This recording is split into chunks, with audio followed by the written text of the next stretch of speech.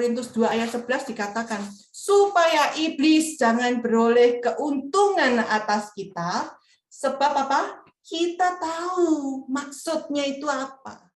Saya selama pandemi ini sering bepergian dengan suami ke pelayanan berdua saja, karena anak-anak waktu itu belum vaksin sehingga dia harus di rumah. Lalu pada waktu saya bepergian dengan suami, memang beberapa kali cukup sering kami pergi melayani, ada yang begini-begini, minta konseling dan sebagainya. Lalu satu kali saya mau pergi dengan suami saya, dan salah satu anak saya berkata, memang harus ya, Mami pergi. Gitu. Itu langsung saat itu juga saya langsung, ini pertanyaan ini tidak pernah dikatakan oleh anak saya sebelumnya. Tapi dia berkata secara spontan waktu itu, saya tidak tahu apa yang ada di dalam benaknya, tapi dia berkata, memang harus ya, Mami pergi. Dan saat itu juga saya sepertinya langsung, Roh Kudus itu langsung mengingatkan saya, duduk, tenang, duduk, duduk. Saya tidak jadi langsung keluar masuk mobil, saya masuk ke kamarnya anak saya, dan saya duduk, dan saya bercerita kepada mereka apa yang saya dan suami saya sedang kerjakan. Mengapa saya melakukan itu?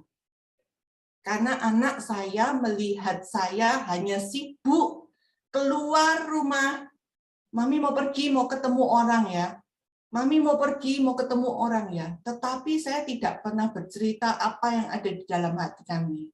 Kerinduan kami untuk melihat orang-orang dipulihkan, dibawa kembali kepada Yesus. Tidak saya komunikasikan dengan baik kepada anak-anak saya. Saya tidak menceritakan kepada dia bagaimana sebagai keluarga rohani, Mami itu perlu menguatkan teman-teman di kontaknya Mami yang hari ini kehilangan pekerjaannya dan dia linglung tidak tahu harus bekerja apa, sedangkan dia harus membayar semua kebutuhan itu hari itu juga.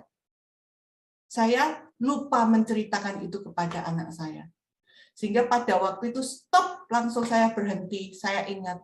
Saya tidak ingin anak-anak saya melihat papa dan mamanya yang dalam tanda kutip memang kami ini pendeta, tetapi jadi sibuk karepe dhewe, tetapi anak saya tidak menangkap hati, kerinduan kami mencintai jiwa-jiwa itu tidak dibawa datang lagi kepada Yesus. Itu kelihatannya sepele. Tetapi kalau itu saya biarkan terus-menerus seperti itu, saya tahu ini akan menjadi satu bola salju yang semakin lama semakin besar, membuat anak saya itu menjadi yang penting kita sibuk melayani, tidak peduli apapun motivasinya. Saya tidak ingin membangun kehidupan anak saya yang seperti itu. Saya dengan suami sepakat, kami ingin mereka melayani Tuhan. Betul, kami ingin mereka melayani Tuhan.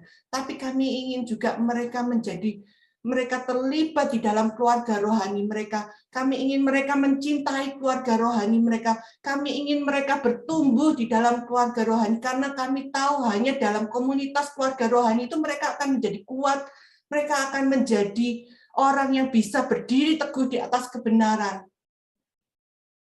Mereka akan menjadi orang yang paling penting, mencintai jiwa-jiwa, mencintai Yesus lebih sungguh, mencintai firman-Nya lebih sungguh. Tapi itu tidak bisa, it cannot happen langsung saat itu juga kita kepingin anak kita akan jadi seperti itu. Tidak akan mungkin. Tetapi dimulai dari seorang perempuan. Itulah tugasnya kita sebagai seorang perempuan.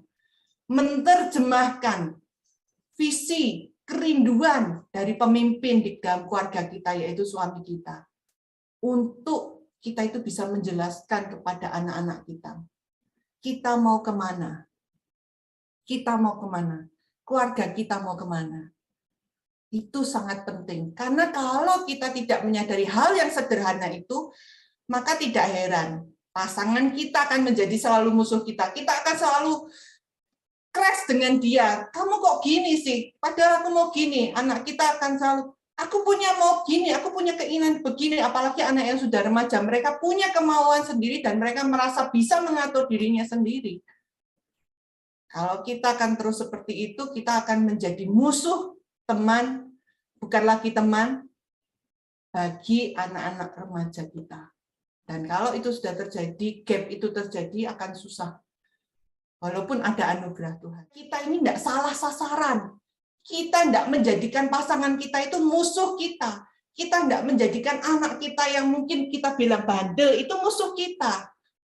Karena kita belajar mengkomunikasikannya dengan baik.